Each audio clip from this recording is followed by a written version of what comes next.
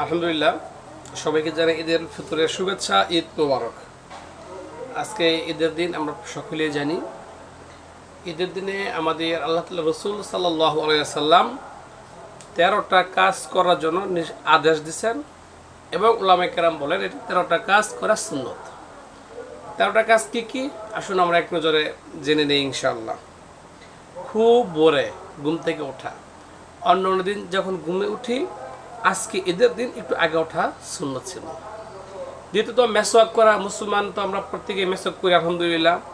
বলে আজকে মেসওয়াক করা এটা সুন্নত, মেসওয়াক করাই সুন্নত, বিশেষ করে আজকে মেসওয়াক করতে হবে ইনশাআল্লাহ। বলে অন্য দিন যে সকাল 6টায় গোসল করি, আজকে আরও আগে গোসল করবো ইনশাআল্লাহ।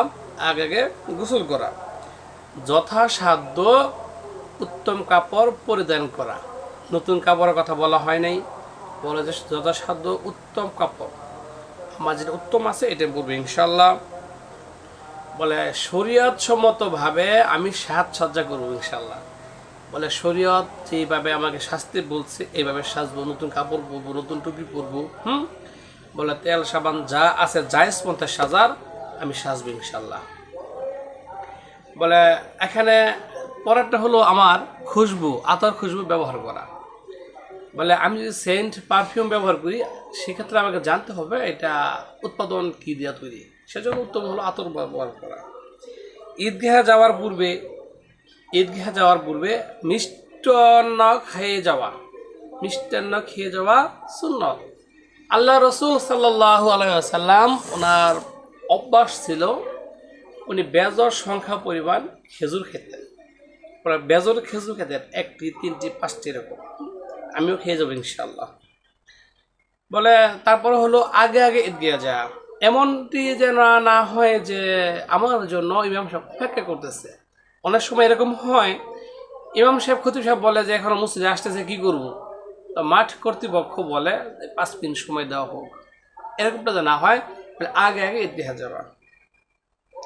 বলে ঈদগাহে যে ঈদের নামাজ পড়া, বিনা কারণে ঈদগাহে মাঠ ছাড়া মসজিদে নামাজ না পড়া।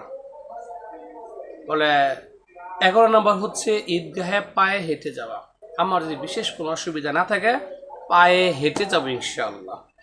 12 নম্বর হচ্ছে ঈদগাহে যাওয়ার সময়, যেহেতু এখন রোজার ঈদ বলে থাকি আমরা, এখন তাকবীরাত তাশরিফ আস্তে আস্তে বলা। বলানো জায়গায় দেখা যায় যে উভয় ঈদে জোরে জোরে তাকবীর বলা হয়, বলে না এটা না। বলে সুন্নত হলো আজকের ঈদের রোজার ঈদের আস্তে আস্তে বলা। 13 নম্বর হলো এক পথ দিয়ে যাওয়া আর এক পথ দিয়ে ফেরত আসা, এটা সুন্নতের অন্তর্ভুক্ত সুন্নত। বলে যে 13টি বললাম, আল্লাহ তাআলা এই 13টির উপর আমাদের সবাইকে আমল করার মতন তৌফিক দান করেন। বলে যে ব্যক্তি একটি সুন্নতকে জিন্দা করবে, যে ব্যক্তি একটি সুন্নত ধরার পর থেকে মৌতের আগ পর্যন্ত আমল করবে এর উপর, উলামায়ে কেরাম বলেন ওই ব্যক্তির আমল নামায় আল্লাহ তাআলা সন্তুষ্ট হয়ে, খুশি হয়ে, রাজি খুশি হয়ে 70 থেকে 100 টন গলা কাটা শহীদের নেকি আল্লাহ তাআলা আমল নামায় দিয়ে দিবেন। সুবহানাল্লাহ।